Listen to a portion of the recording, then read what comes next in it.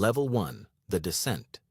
You step off the pier and into a world that has already decided it does not need you.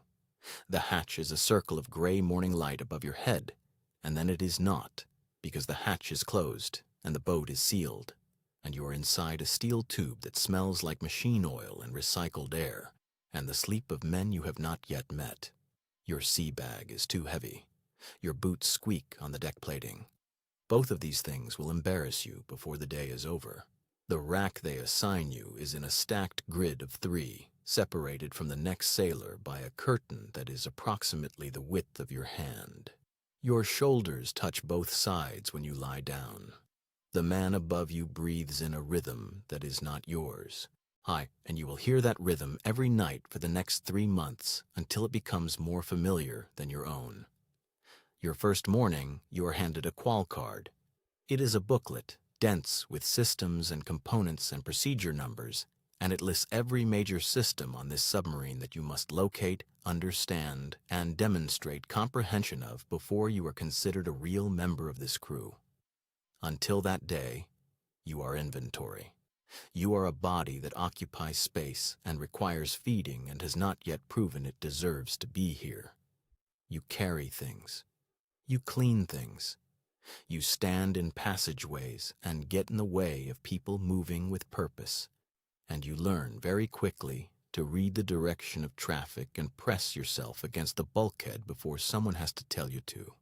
The mess deck seat 14 in a space designed for 8, and you eat your meals with your qual card open beside your tray because every minute you are not studying is a minute someone else is getting ahead.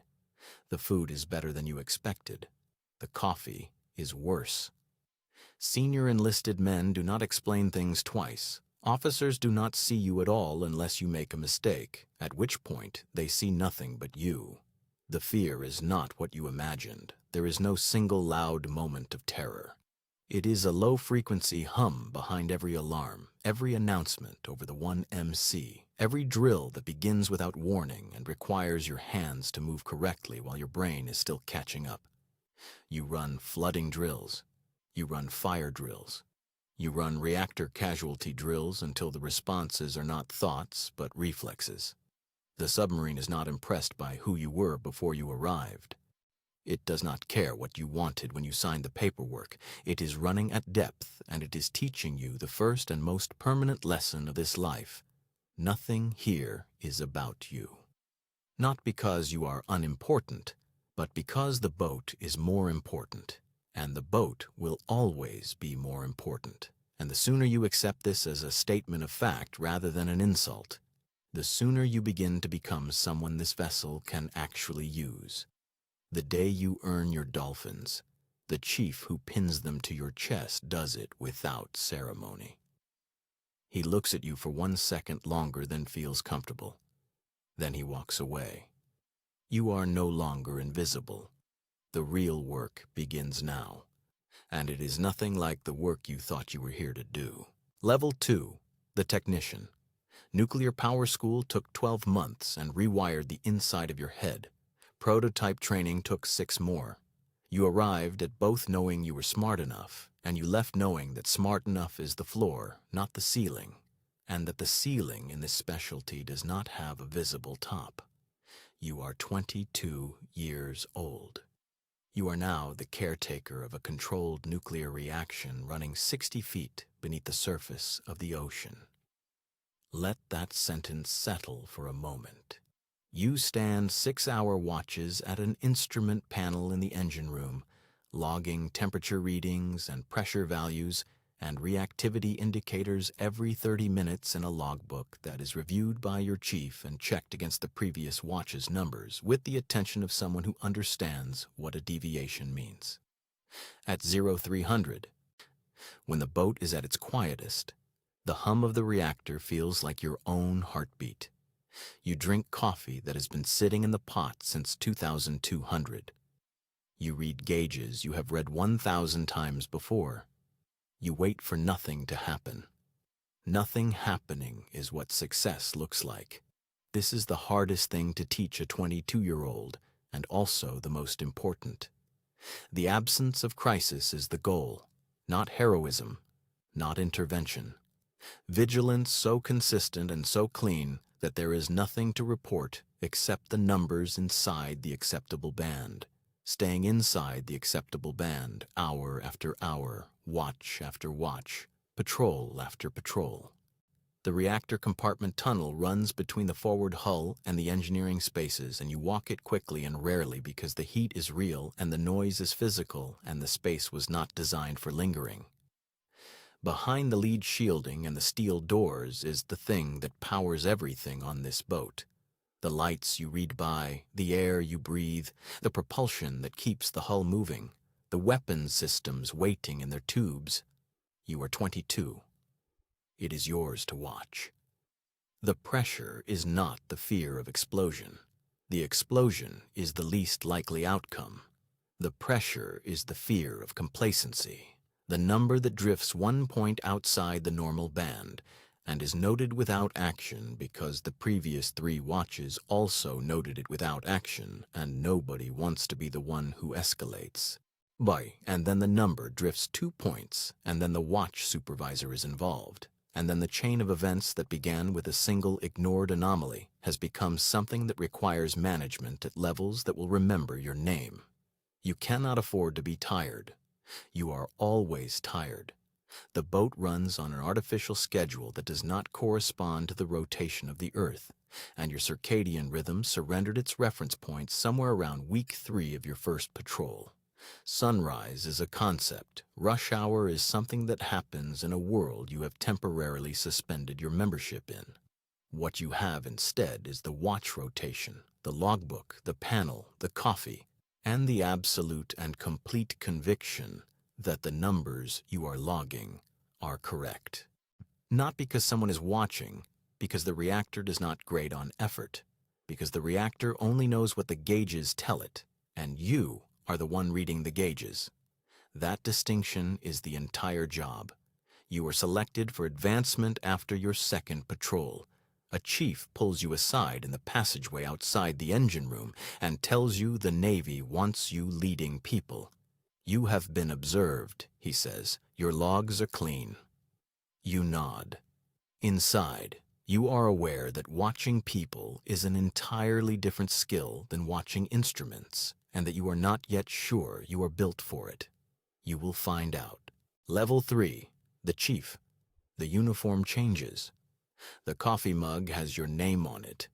It is the only object in this environment that belongs unambiguously to you, and you carry it like a credential. You crossed a threshold that divides the enlisted force more completely than any other advancement in the Navy, and the men who were your peers last month now address you differently, and you are still learning what to do with the distance that creates. You no longer stand a reactor watch. You supervise the sailors who do. Your day is not a sequence of technical tasks. It is a sequence of human problems wearing technical clothing. At 0600, there is a junior sailor in your division who received bad news from home overnight and is scheduled for a qualification board at 0800. And you have approximately 90 minutes to determine whether he is fit to sit across from the examining officer or whether you pull him, document the reason, and reschedule. Knowing the reschedule will delay his advancement, and knowing the delay will cost him money, and knowing that none of that changes the fact that a distracted sailor at a critical systems board is a liability the boat cannot absorb. You make the call. You have made this kind of call before. You will make it again before this patrol ends. The chief's mess is its own sovereign space inside the submarine. Slightly better food. A table that has held more institutional memory than the official record will ever reflect. The conversations that happen there, between chiefs who have collectively hundreds of years of sea time and who speak to each other with a frankness that the official hierarchy does not permit elsewhere, are where the real operational decisions are processed before they surface as formal orders. You sit at that table and you contribute, and the contribution is measured not in volume, but in precision, in the quality of observation, in whether what you say is actually worth the saying. Officers make decisions. Chiefs make those decisions happen. The gap between those two sentences is where your entire professional life now lives. You translate the captain's intent into the physical work of actual human beings in actual spaces maintaining actual systems. And when the translation fails, when a junior sailor misses a log entry or operates a valve out of sequence or lapses during a drill, the first question asked is never about the sailor. It is about you. Where was the chief? You sign the training record. You sign the qual card. The outcome of his performance is a reflection of your preparation of him. And you carry this asymmetry without complaint because complaint is not a tool available to you at this level. Not because the asymmetry is fair. Because fairness is not the standard being applied. Effectiveness is the standard.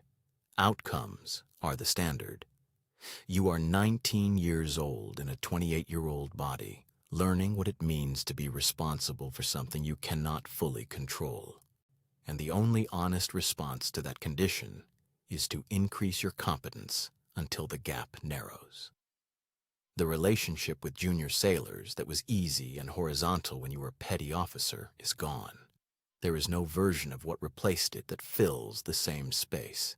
The chief's mess is real fellowship, but it is fellowship among people who are all carrying something, and the weight is always present at the table, understood without being named.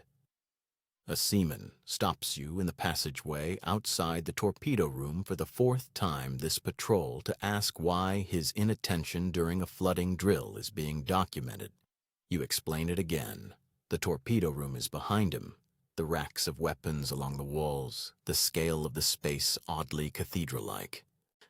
The boat's lethality most physically present in this room. And you look at him and you see who he was 3 years ago. And you tell him the truth plainly and you walk away. And you know he understood it this time because of the way his expression changed. And this unremarkable exchange in a steel passageway at 1400 on a Wednesday is the actual work. Nobody photographs it. It does not appear in a fitness report. It is the job. Level 4, the junior officer. The wardroom seats 8 at a table that is also the briefing room, the planning space, the place where fitness reports are written, and professional futures are assessed, and the officers of this submarine maintain the specific pressurized intimacy that command requires of people who live and work in the same steel tube for months at a time. You are the most junior person in this room. You know this because of where you sit, which is at the end nearest the door, and because of how long it took you to stop flinching when the captain spoke to you directly. You manage a division of enlisted sailors. The chief of that division has been on submarines longer than you have been an officer, and he knows more about the practical operation of every system you are notionally responsible for than you will know for another 2 years. And learning how to lead someone who knows more than you do, how to contribute direction and accountability without undermining the expertise that is already present, is the primary skill this billet exists to teach. There is no shortcut to learning it. You learn it by making mistakes in front of someone who is professional enough not to show you the full cost of those mistakes until you have recovered from them. You stand watch as officer of the deck under instruction, which means the boat is theoretically yours, and there is always a qualified officer standing close enough to correct you before a theoretical situation becomes an actual one. The control room is the center of the submarine's operational universe. The periscope stand, the navigation chart table, the ballast control panel, the sonar operators with their headphones and their quiet, specific language for what they hear in the water. You stand in this room with authority you have not yet earned and responsibility that does not wait for you to earn it. And the weight of that gap sits below every decision you make like a frequency you can feel in your teeth but cannot quite name. The first time you brief the executive officer and he asks a question you did not prepare for, you understand something about this environment that no instruction could have delivered. The preparation is never finished. The question you did not prepare for is always the one that matters. And the measure of an officer in this institution is not whether he knows the answer, but whether he knows how to think clearly in the moment when he does not. You write fitness reports for sailors you have been responsible for 6 months. You sign your name to an assessment of a human being's professional worth, and you understand, signing it, that your assessment will shape decisions that affect his income, his advancement, his family. You are 26 years old. The pen is very light for something with that kind of weight behind it. The wardroom smells like 3 days of accumulated meals, something with onion, always, and the particular scent of the coffee maker that runs continuously and is never cleaned as thoroughly as it should be. Yeah, you eat dinner across from the captain, and you have learned to measure what you say before you say it. Not because the captain is cruel, but because the captain is listening in a way that has consequences. And every meal in the wardroom is also a data point in someone's evaluation of who you are becoming. Your submarine officer qualification comes after months of studied preparation and evaluated watches. When the captain signs the paperwork designating you a fully qualified officer of the deck, he does it without ceremony, the way everything important on this boat is done. Your first fully independent watch begins at 0200 on a Tuesday. The boat is yours. The ocean is 60 feet above your head. The sonar operator reports a contact bearing 270, and you respond to it. Not as a trainee, not under instruction, but as the officer of the deck of a nuclear submarine, and everything you have been trained to do is, for the first time, entirely and only real. Level 5, the department head. You own a department. That sentence is precise, and its precision matters, not manage, not supervise, but own, in the sense that the readiness of every system your department is responsible for, the training of every sailor in your division chain, the documentation of every maintenance evolution and weapons system certification, traces back to your name and stops there. You have a stateroom that is yours alone, a rack, a desk, a curtain that constitutes a door, and the privacy that curtain represents is a form of status in an environment where privacy is the scarcest resource available. You are inside the circle of command now, not orbiting it, and the difference is not symbolic. The captain speaks to you differently. You are briefed on information that the junior officers do not have access to. And you attend to documentation, weapons documentation specifically if you are the weapons officer, that changes the nature of what this career has been asking of you since the moment you first ascended the hatch. On a Wednesday afternoon, somewhere in the middle of a patrol, you enter the missile compartment to conduct a weapons system check. The compartment runs 2 decks through the midsection of the boat, 24 launch tubes each, the diameter of a small room, the space lit pale and cold, and industrially silent in a way that is different from every other silence on the boat. You move through it the way you move through it every time, purposefully, without ceremony, because ceremony would draw attention to what you are doing, and what you are doing requires no ceremony because it is administrative. You verify targeting data. You enter authentication codes. You sign a document that certifies the operational readiness of intercontinental ballistic missiles. Then you return to your stateroom and eat a sandwich and answer 3 emails and schedule a qualification board for a seaman who needs his dolphins before the end of the patrol. The missiles and the sandwich exist in the same afternoon. You have been trained so thoroughly into this normalcy that the juxtaposition does not register as strange. That is the most important thing the institution has done to you so far, and you do not know it yet because you are still inside it. Managing upward is a skill this billet teaches through repetition, drafting reports, briefing the XO, preparing for inspections that will evaluate your department against standards you have spent 2 years learning to meet. Managing downward requires knowing what is happening in every space your department owns, at every hour, through the division officers who work for you and who are exactly as inexperienced as you were 2 tours ago. You see yourself in them. You are not always patient with what you see. There is a patrol somewhere in this tour where something goes wrong. Not catastrophically, consequentially. A system behaves unexpectedly. A procedure reveals a gap. A sailor makes a decision in the middle of the night that requires you to be awake at 300 making a counter-decision, and then another, and then a third. until the situation resolves into something manageable and the boat is fine, and the crew gets breakfast without knowing how close the morning came to being different. You handle it. The weight of having handled it, of having been the body standing between a problem and a worse problem with incomplete information in the dark at depth, does not leave you when the patrol ends. It joins the accumulated material that your judgment is slowly being built from. Your department head tour ends. A captain writes in your fitness report that you are ready for executive officer candidacy. You read the words, "You do not feel ready." The outgoing XO shakes your hand on the pier and tells you that not feeling ready is what ready actually feels like in this institution. You are not comforted by this. You are, however, convinced it is true. Level 6, the executive officer. You run the boat. The captain commands it. These are not the same thing, and the distance between them is where you live for the next 18 months. The captain sets direction, makes the final calls, carries the legal authority.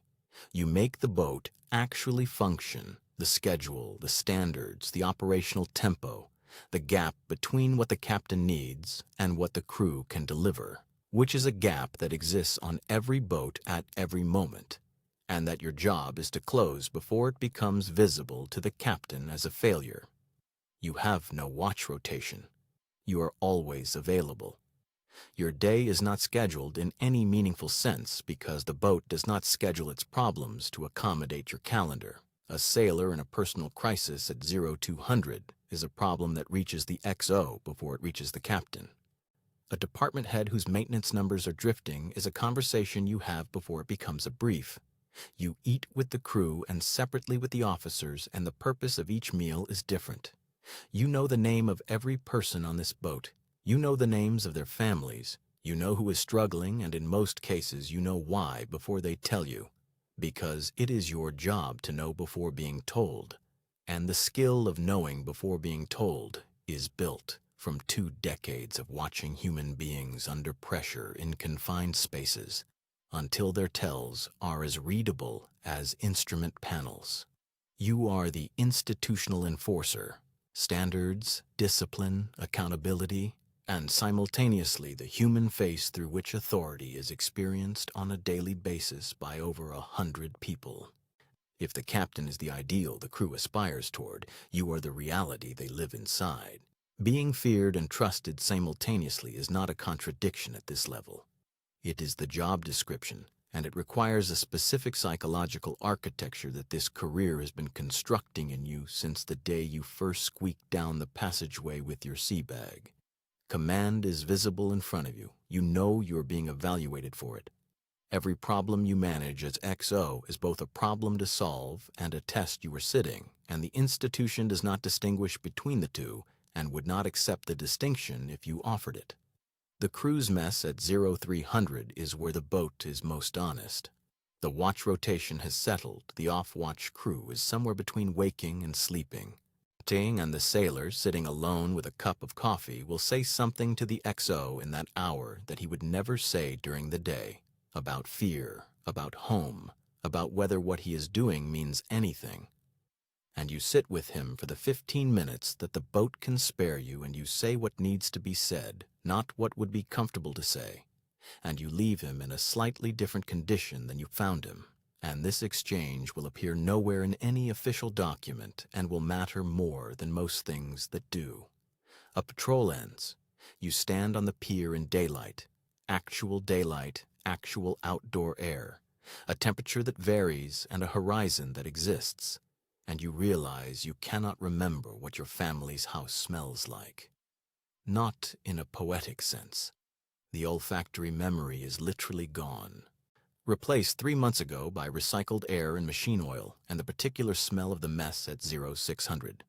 Your children's faces exist in a photograph fixed above your desk in the XO's stateroom. You go home.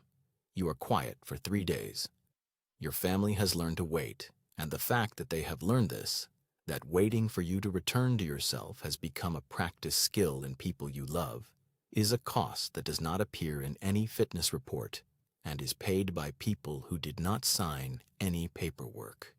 Command selection comes through official channels.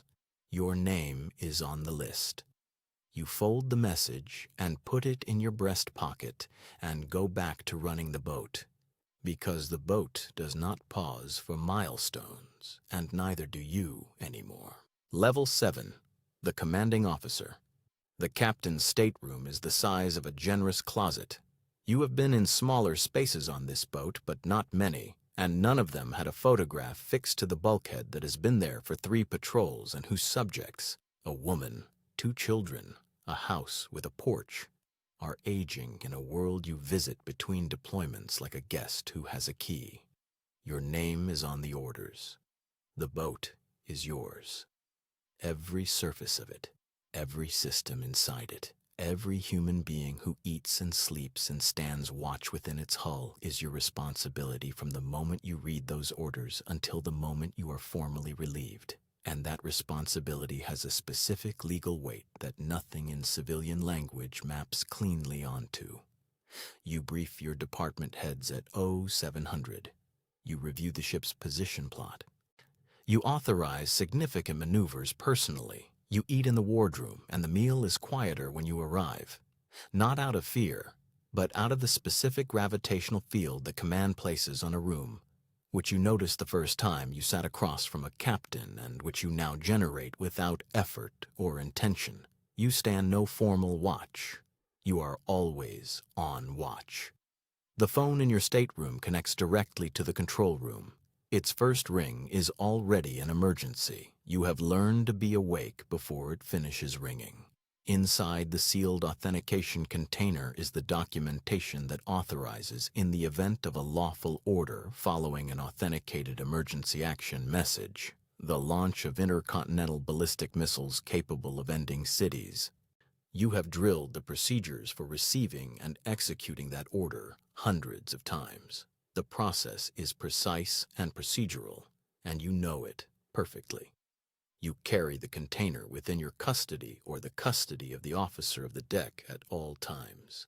This is not metaphor. It is a physical object in a physical bracket in a physical room, and on a Tuesday, when nothing else is remarkable, you check that it is there, and it is, and you continue reading the message traffic.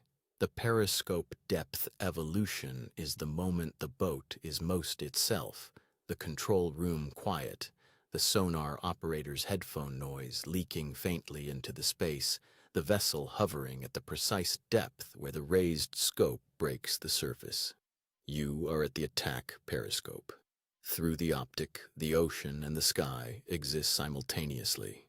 The gray water surface below, here's the gray sky above, and the thin line of horizon between them that you have not seen from any other angle in months.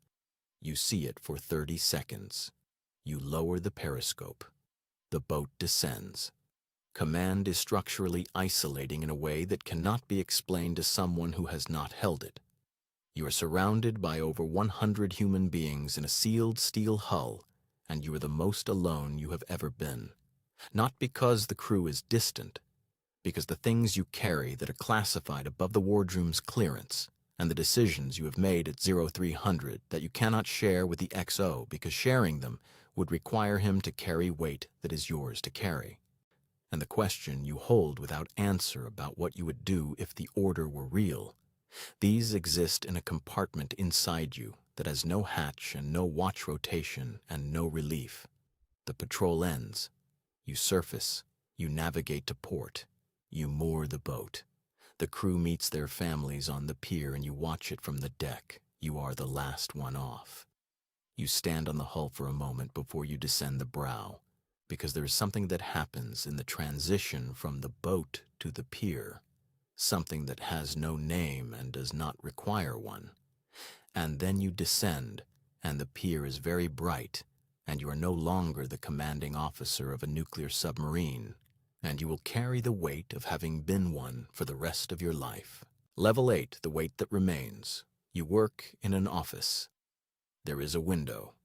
Through it, on certain mornings, you can see the water, and on those mornings, sometimes a submarine is returning from patrol, black hull low, moving slowly toward the pier. its displacement pushing a small white wake in the gray harbor, and you watch it for a moment before returning to the document in front of you, which is a fitness report for a commanding officer who is living the life you lived. Your signature on this document means he commands a nuclear submarine for another tour, or he does not. You write the recommendation. The weight of the pen has not changed. You have changed around it. Your authority is now diffuse and enormous in a way that operational command never was. Command was visible and contained. One boat, one crew, one hull under your name. What you hold now spreads across multiple submarines and their captains and their departments and the careers of officers who will never see the room where your assessments of them are discussed. You brief flag officers. Commanding officers brief you from the other side of the table, wearing an expression you recognize, the controlled composure of someone performing readiness in front of a superior, and you see through it clearly because you wore it. And what you look for is not the performance, but the quality of judgment underneath the performance, which is visible if you know where to look and invisible if you do not, and you know where to look. The weight that accumulated during command, the patrol where you held the authentication container, and the message traffic was quiet. The crew member you could not prevent from unraveling despite every intervention, the decision at 0300 made with incomplete information that turned out correct by a margin narrower than you told anyone at the time. That weight did not dissolve when you left the boat. It calcified. It became the material your judgment is made from. You are not haunted. You are built.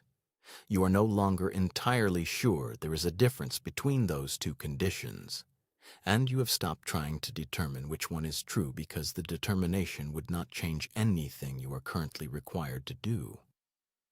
There is a morning, a Tuesday, nothing special about it, when the administrative notification arrives that your relief has been designated and your tour is ending. The operational chapter of your career is over. You sit with this for approximately 3 minutes, which is longer than you expected, and shorter than anyone on the outside would believe. Then your phone rings. A commanding officer needs guidance on a maintenance certification. You answer. The institution does not pause for the endings of the people inside it, and you stopped expecting it to pause for yours sometime during your second patrol when you were 23 years old, and the boat was already teaching you that it was more important than the people who ran it. Somewhere out there, on a pier in early morning light, a seaman is reading a qual card. His coveralls are slightly too large. He is standing at the base of the gangway, looking at the hull of a submarine he has been assigned to, with an expression that contains something between wonder and fear. The expression is very specific. You wore it once, and you can see it from here, across 20 years of accumulated depth and distance, as clearly as the day you first felt it on your own face. You drove past him this morning on the way to the office. You saw him through the window of the car. You recognized the expression before you recognized anything else about him. The descent is beginning again. It is always beginning again. The institution does not end. It selects, and it shapes, and it releases, and it selects again. And the reactor runs at the same temperature regardless of who is watching the gauges, and the gauges are always watched, and the ocean is always there. And somewhere below the surface, a boat is moving in silence with its weight and its vigil and its sealed world intact. And it does not require your name anymore. And it never did. And you understand now that this is not a diminishment. It is the point. It was always the point. Somewhere right now at 0600 on a pier that is still gray with early light, a seaman is descending the forward hatch of a nuclear submarine. He is 18. Maybe 19. His sea bag is too heavy. His boots will squeak on the deck plating, and this will embarrass him before the first hour is over. He pauses at the top of the ladder with one hand on the hatch combing and looks back at the pier, at the light, at the open air, at the horizon that still exists from where he stands, and he holds that look for a single second. Then he descends. The hatch closes. The sound it makes is the sound of a decision being made. Below him, behind lead and steel, the reactor is running. Above him, the ocean is already waiting. The qual card is in his breast pocket. He does not yet know what it will cost him. He will not know for 20 years. Yin standing at an office window watching a black hull return from somewhere the charts do not fully describe, understanding that the cost was real and the work was real and the life inside the steel was real, and that none of it resolves into a lesson that can be stated cleanly, and that this, the irreducibility of it, the weight that cannot be put down and was never meant to be, is the only truth this world was ever offering. The hatch is sealed. The boat is always sealed. The 90 days begin. They always begin. They have always just begun.